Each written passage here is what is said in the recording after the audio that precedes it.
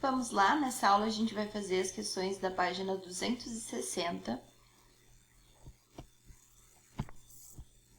Questão número 1. O tecido formado por uma ou mais camadas celulares, sem vascularização, não é irrigado por vasos sanguíneos, com pouquíssima substância intercelular, muitas estruturas de adesão das células, podendo ter função de absorção ou secreção. A descrição se refere ao tecido epitelial. É o tecido epitelial que não é vascularizado, né? Ele não possui vasos sanguíneos, ele tem pouca matriz intercelular e tem várias células de adesão. E pode ter essa função, né? De revestimento ou de secreção. Então, a número 1 é a alternativa D. Número 2. O tecido epitelial ele é composto por células justapostas, células próximas, né? Células que vão estar juntinhas, com pouca substância intercelular e ele é avascular, significa que ele não tem vaso sanguíneo.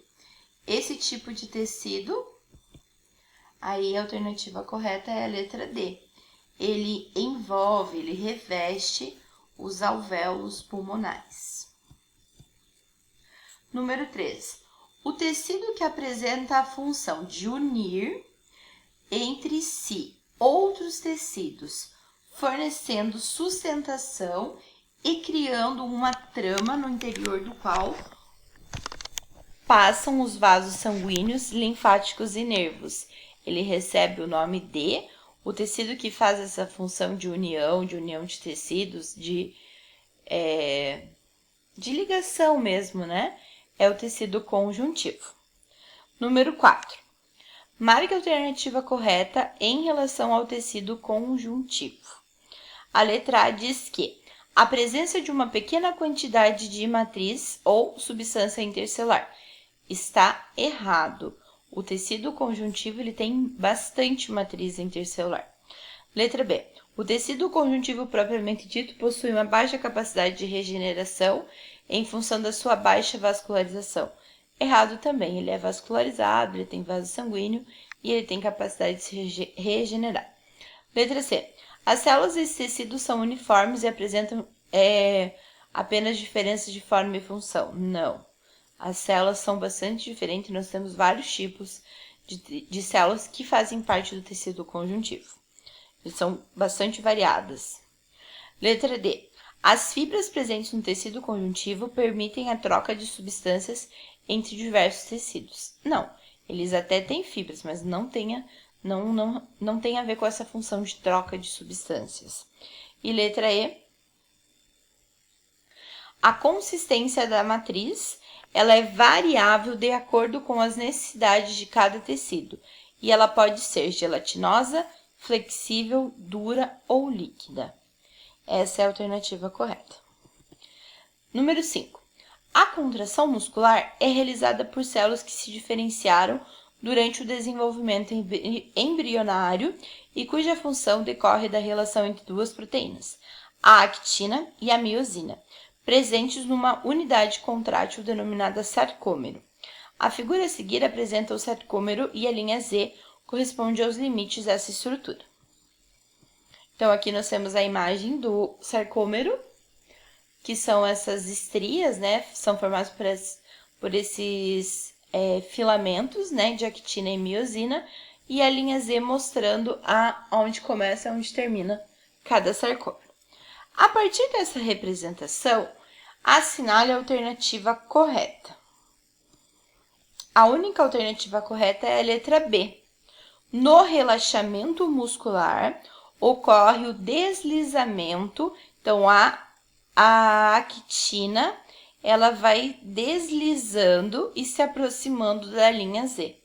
Então, a única alternativa correta é a letra B, que fala que a actina desliza sobre a miosina e vai se aproximando da linha Z.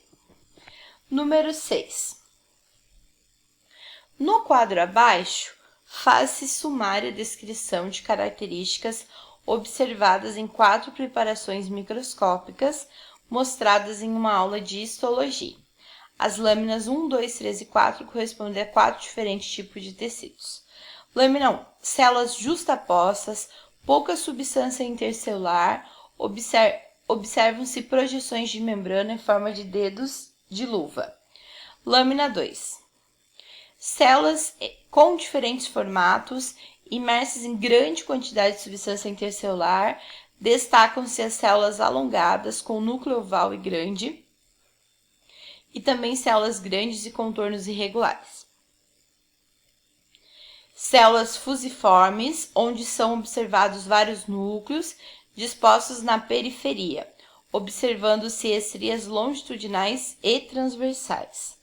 E número 4, células grandes que apresentam um corpo celular de onde partem prolongamentos. Substância intercelular é praticamente inexistente.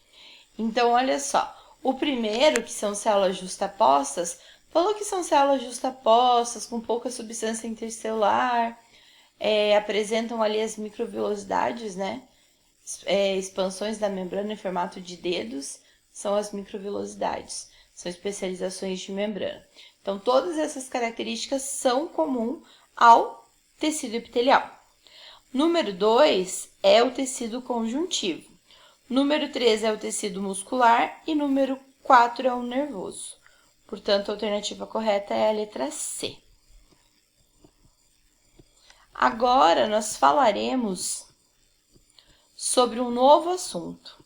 Na aula 39, da página 262, nós falaremos sobre um novo assunto que é evolução.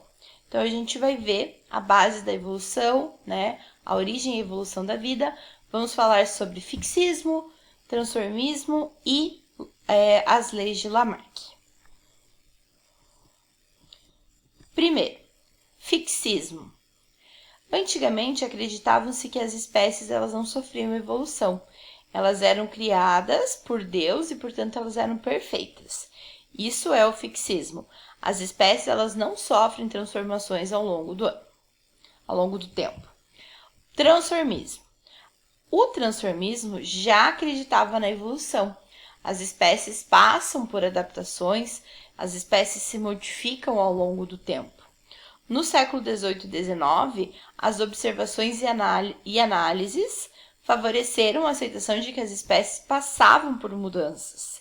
Os estudos da geologia demonstraram que a Terra seria muito mais antiga do que se pensava e que estava em constante mudança.